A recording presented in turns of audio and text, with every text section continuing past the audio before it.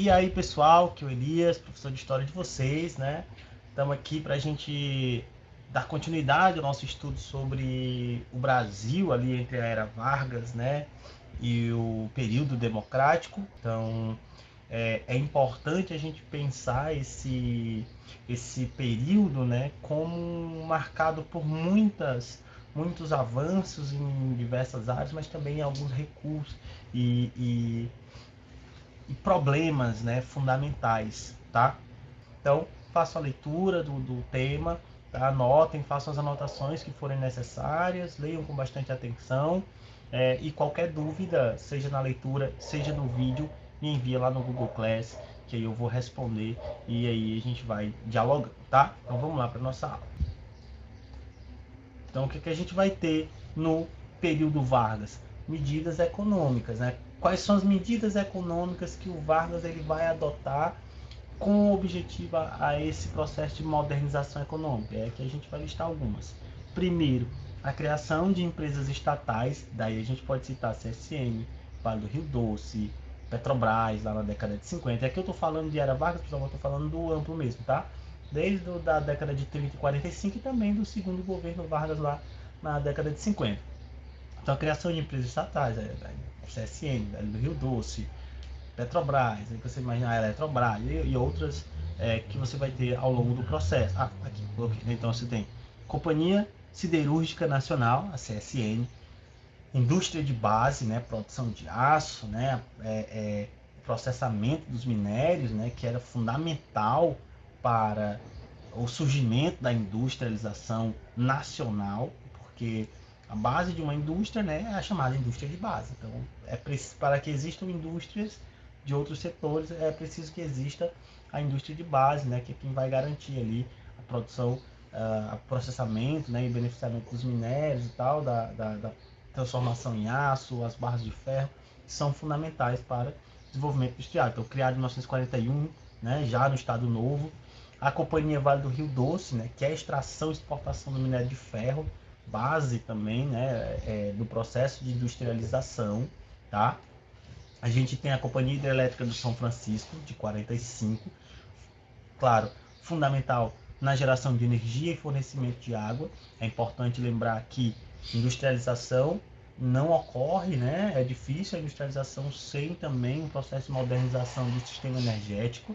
Daí a necessidade de criação de hidrelétricos, termoelétricos e tudo mais, para garantir a energia para essas fábricas, né? E aí, claro, essa energia vai sendo utilizada também para enfim, né, a sociedade de maneira geral, né, iluminação pública, iluminação das casas, né, então isso já também ampliava o potencial energético no Brasil. Não é à toa que você lembra lá, como falei, né, o Juscelino Kubitschek foi um dos também que investiu bastante nesse processo de industrialização, também abriu, né, criou novas hidrelétricas justamente para ampliar o potencial energético. O Vargas faz isso. A Petrobras, né, que é importantíssimo, né, aí no caso aí o monopólio da extração do petróleo. O petróleo tornou-se, né, uma das principais fontes energéticas, né, do nosso período, né, do século XX e também do XXI. Então, o monopólio, pessoal, é o domínio exclusivo, tá? Então, a Petrobras, só ela podia extrair o petróleo aqui do Brasil, tá? Então, a exploração desse petróleo era fonte ali, né, de enriquecimento, né, de garantia do domínio nacional sobre essa riqueza. Então, como eu falei, você está vendo que todas essas empresas elas vão atuar sobre áreas fundamentais, porque o Vargas, né, vai propor justamente um desenvolvimento industrializado mais ligado à indústria nacional. Então, você vê que todas essas são indústrias estatais, e em sua grande maioria, né, elas vão exercer o domínio quase que monopolizado ali da sua área, certo? E aí também o Vargas vai adotar as chamadas políticas de ocupação ao interior, né? Incentiva a ocupação do interior. E isso vale a chamada Marcha para o Oeste, né? Que foi basicamente a ocupação do centro-oeste do Brasil, aquela região ali, né? Por meio de incentivar a migração e a expansão de fronteiras agrícolas. A ideia era utilizar aquelas terras, tornar aquelas terras produtivas. Você vai ter a migração, você vai ter terras que vão ser dadas, né, justamente para a produção agrícola daquela região ali do centro-oeste, e você também vai ter os chamados soldados da borracha que vão atuar lá na região amazônica, né? A questão dos soldados da borracha é uma questão bastante singular, né? Porque assim, o ciclo da borracha ele já vem em declínio há bastante tempo, né?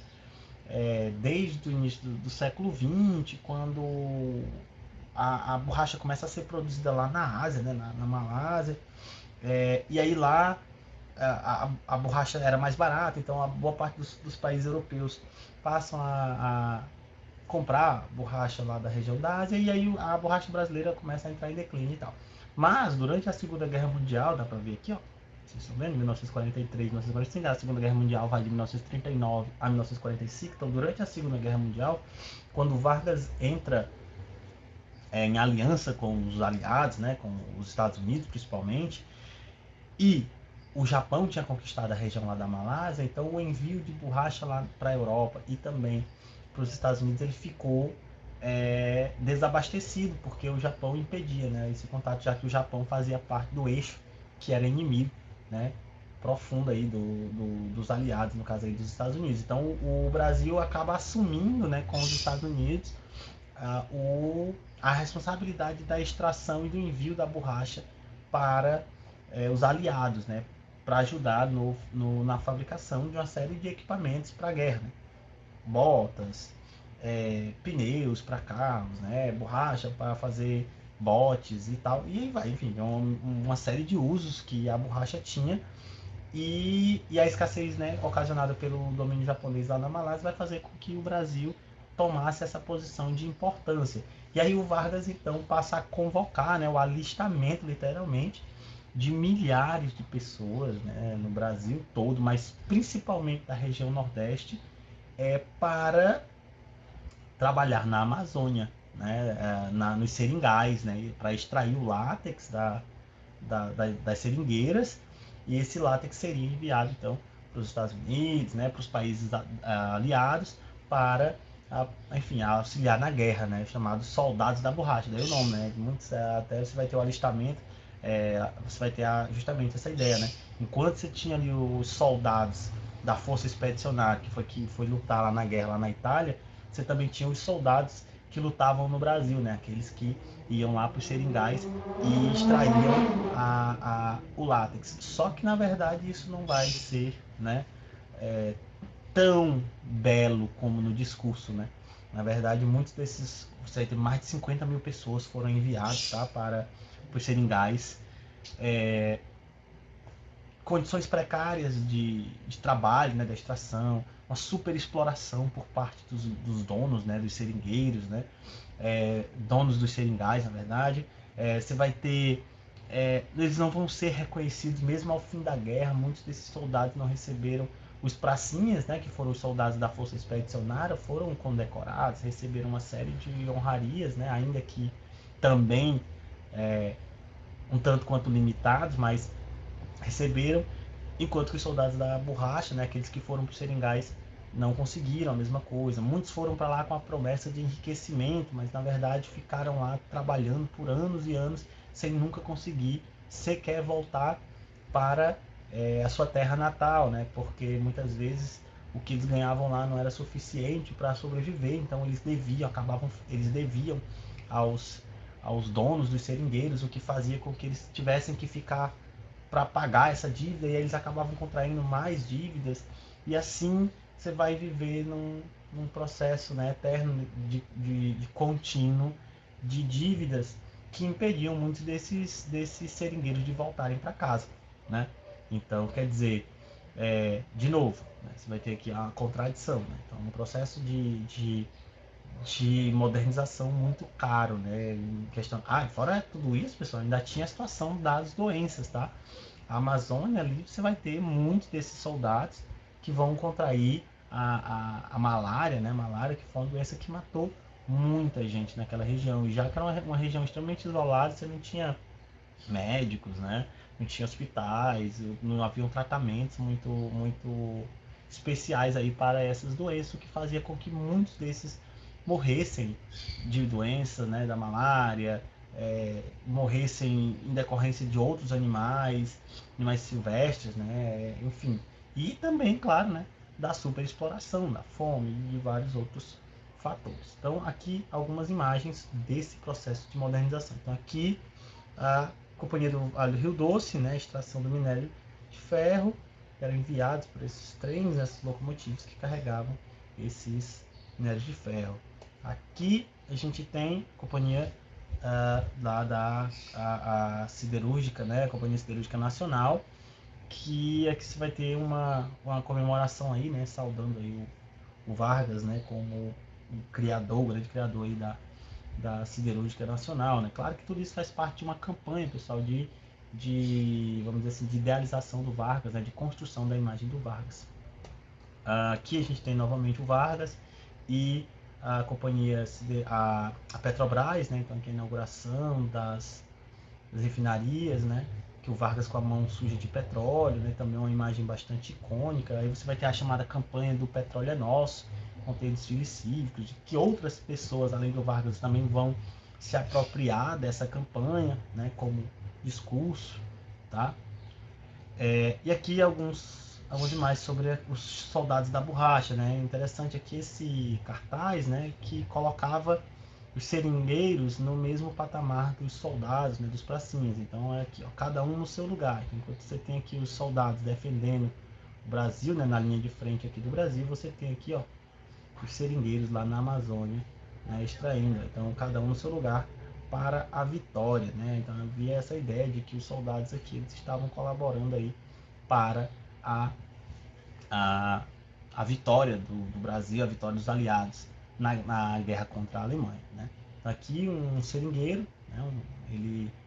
Você faz esse corte lateral aqui, ó, no tronco, né, da seringueira, ele vai sair aquela seiva branca, né, que é o látex, ela é aparada numa espécie de funil, de balde, né, de recipiente, e aí você vai extraindo esse látex, e aí esse látex ele é utilizado para fazer a, a, a borracha. É importante destacar, pessoal, que aqui eles entravam na mata mesmo, né? Então, como eu falei, animais silvestres, doenças, né, da floresta, a fome, né, fez com que muitos acabassem morrendo nesse processo. Tem um filme, quer dizer, um documentário, na verdade, que vale a pena assistir, tá? Para quem quiser assistir, vale a pena, fica aí a dica, que o nome dele é Soldados da Borracha. Foi um filme produzido pelo IFAM, né? Quer dizer, é financiado pelo IFAM. Vale assistir, né? Que é o Instituto Patrimônio Histórico e Artístico Nacional. Vale a pena assistir porque vai contar um pouco sobre a realidade desses seringueiros, contada pelos próprios seringueiros, né? Então é bem interessante o filme, vale a pena. E aqui uma imagem também dos caminhões, né? Dos caminhões de alistamento que levavam, né? Esses trabalhadores, né? Soldados da borracha para a Amazônia. Então eles iam muitas vezes sem levar muita coisa, né? Levava ali uma sacola de roupa e aí alguns levavam um violão, um objeto pessoal de importância sentimental, e aí ia para a Amazônia, muitas vezes com promessa de enriquecimento, mas que ao final das contas, com o fim da guerra, isso não vai acontecer. E outra coisa, com o fim da guerra, muitos dos soldados pracinhas da Força Expedicionária voltaram e terminaram ali o seu trabalho. Os seringueiros não, né? Eles permaneceram trabalhando mesmo décadas depois do fim da guerra, tá? Então, pessoal, por hoje é só, né? Essa primeira parte sobre o período Vargas ali, né? Sobre a política econômica do período Vargas. Já dá para perceber como esse processo de modernização ele é contraditório, ele é excludente, ele beneficia alguns enquanto outros permanecem, né, com muitas dificuldades. Então é mais para a gente ter essa visão mais geral. Na próxima aula a gente vai falar mais sobre a década de 50 e 60 ali, que é o período democrático do Brasil, ali, o período da década de 50 e 60, tá bom? Então não deixem de enviar suas dúvidas lá no Google Class. Muito obrigado por assistir e até a próxima.